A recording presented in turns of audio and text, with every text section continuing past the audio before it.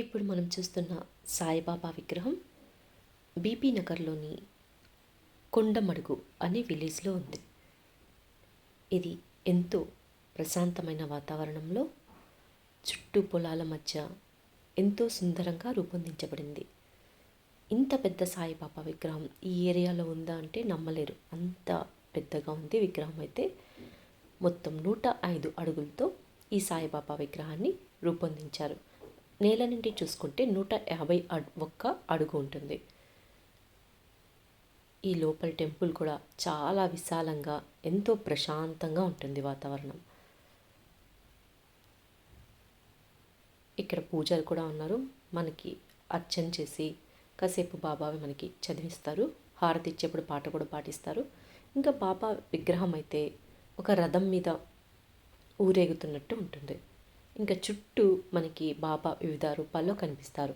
గణేశుని రూపంలో, మురళీకృష్ణుని రూపంలో, ఇంకా హనుమంతుని రూపంలో,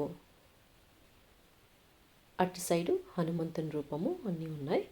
ఇక్కడ బాబా శయన సాయి చూడండి, ఎంత రియలిస్టిక్గా ఉందంటే అంత రియలిస్టిక్గా ఉంది ఈ విగ్రహం.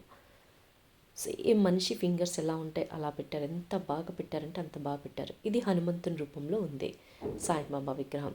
ఇంకా అరటి పండ్లు కూడా రియలిస్టిక్గా అన్నంత బాగా తీర్చిదిద్దారు. ఇక్కడ లోపల ఒక బాబా విగ్రహం ఉంది. ఇక్కడ రాముల వారి అవతారంలో సాయిబాబా విగ్రహం పెట్టున్నారు. ఇటు సైడు ఇలా వివిధ రూపాల్లో సాయిబాబా దర్శనమిస్తారు. చూడ్డానికైతే చాలా బాగుంది. చూసారా, ఇలా రథం మీద సాయిబాబా ఊరేగుతున్నట్టు ఉంటుంది. 7 గుర్రాలు కూడా ఉంటాయి ముందు. చాలా బాగుంది సాయిబాబా అయితే విగ్రహం చూడండి.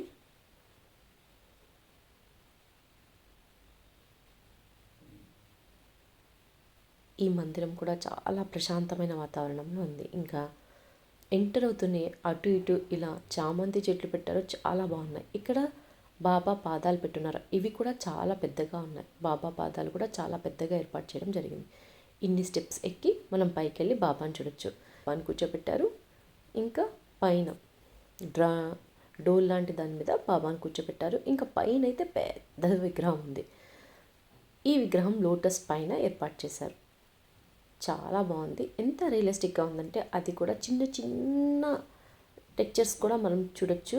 చూసారా షర్ట్ ఫోల్డింగ్స్ అంతా ఎలా ఉన్నాయో, బాబా షర్ట్ ఫోల్డింగ్స్ ఉంటాయి కదా అలాగే పెట్టారు. ఇంకా బాబా షర్ట్ చూడండి, రైట్ సైడ్ హోల్ పెట్టారు.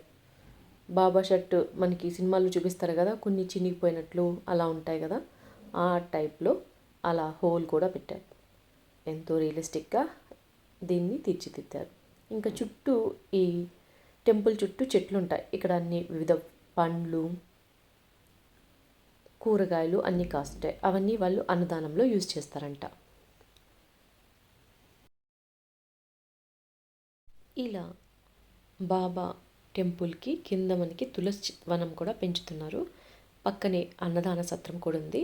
ఇక్కడ ఎవ్రీ సండే అన్నదానం ఏర్పాటు చేస్తారు. ఎందుకంటే సిటీలో ఎక్కువ మంది సాటర్డే సండే వస్తుంటారు కాబట్టి. మామూలుగా బాబా గుళ్ళల్లో గురువారం ఉంటుంది, ఇక్కడైతే మనకి ఆదివారం అన్నదానం జరుగుతుంది.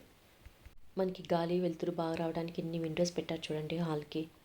అవి కూడా ఎంతో బాగా నీట్గా పెయింట్ చేశారు. ఈ టెంపుల్ని అభయ సాయి మందిరం అని పిలుస్తారు. మనం యాదగిరి గుట్టకు వెళ్ళే రూట్లో ఈ టెంపుల్ వస్తుంది. బీబీ నగర్ నుంచి మనం కొండమడుగు అనే విలేజ్ లోపలికి రావాల్సి ఉంటుంది. ఇక్కడ పొలాల్లో ఏర్పాటు చేశారు. ఇక్కడ వెళ్ళడానికి మాత్రం కొంచెం ఒక 1/2 కిలోమీటర్ వరకు వన్ వే ఉన్నట్టు ఉంటుంది.